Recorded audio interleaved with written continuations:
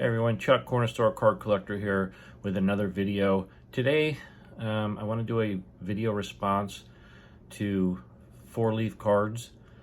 I was unaware of his channel until I was watching a friend of mine's channel yesterday, and he mentioned that he was doing a contest. I'm not really concerned about the $100 bill he wants to give away, but what's more important to me is I want to display and take part in some of the video responses. And this one is a really cool one. There's only a couple of things he wants us to do.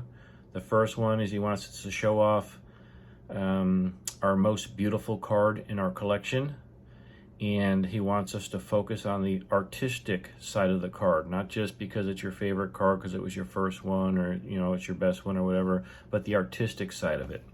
So I chose 5 cards, and 4 of them are vintage. 1 of them is a modern card, and 1 is not a Hall of Famer, and all the rest are Hall of Famers.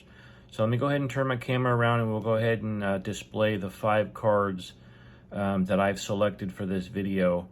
And it was pretty tough between my number 2 card and my number 1 card, which one I thought was the most beautiful card in my collection. But I had to narrow it down to 1, so I chose my favorite card. Okay, so let me go ahead and switch the camera around. All right, so the first card that I chose, I actually selected 5 cards. 4 of them are Hall of Famers and 1 of them is not. And I do have mixed sports in here. Okay, so the first one that I chose was this 1954 Topps Ed and Johnny O'Brien card. There is nothing like this in a 1954 set. If you look at the card itself, there's 2 images on it. There's a portrait shot of the player, and then there's some sort of an action shot. And this card has a combination of both. It looks like they're posing, but they have their bats with them, so they actually have their action shot too.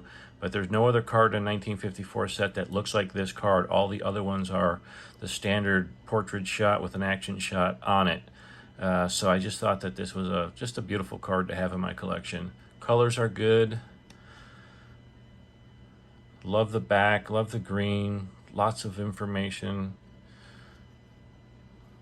Yeah, so that's my number 5 card.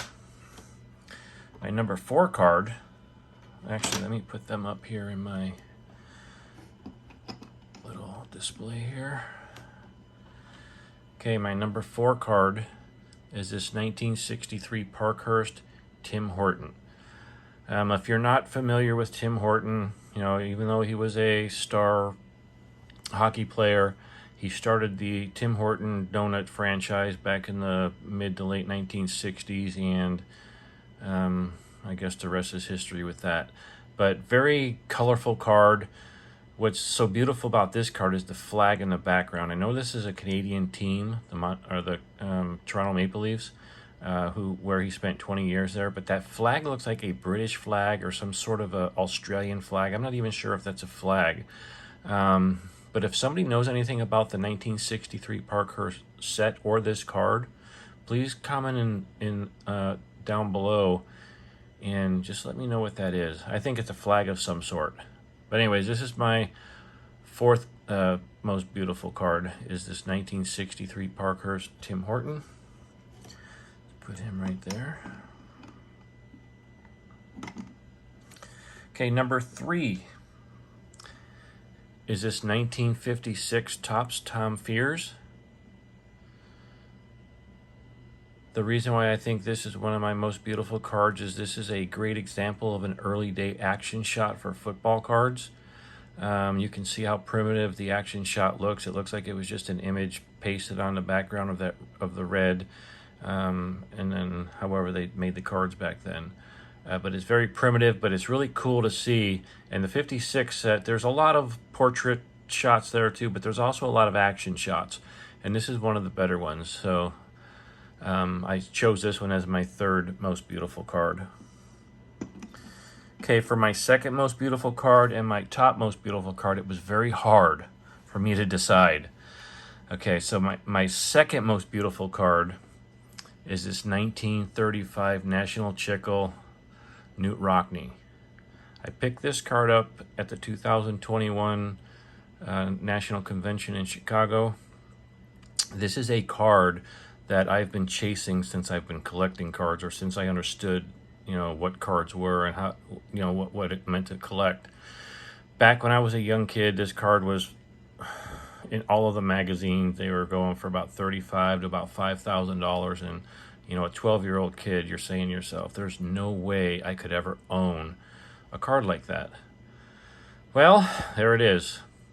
I've been wanting this card forever. So this card could have been a PSA 1 or an authentic, and it still would have been a very beautiful card to me in my collection. So anyways, my second most beautiful card is this 1935 Knute Rockne. Just a little tidbit about him. It is said that he was the most popular NFL coach in NFL history. Nice guy, I suppose. The action shot, very cartoonish, artistic, I would imagine.